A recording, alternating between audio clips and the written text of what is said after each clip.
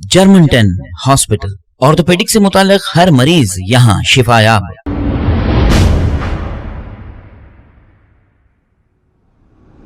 अस्सलाम वालेकुम नाजरीन, मैं हूं मोहम्मद अब्दुल हकीम। आइए देखते हैं आज की ये खास खबर। नाजरीन, ये बहुत ही अफसोसनाक खबर है।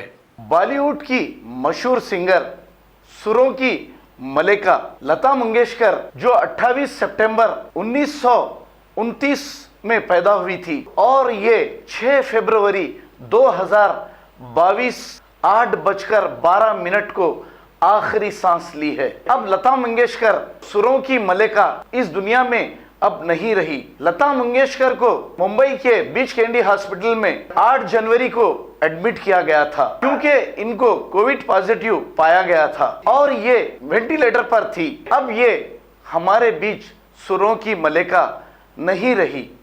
आइए देखते हैं ये रिपोर्ट।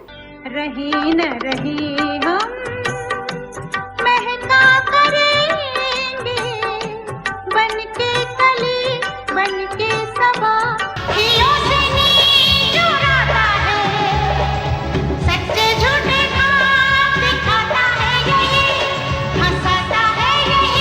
हो ना हो शायद फिर से जन्म में मुलाकात हो ना हो, लग जा गले।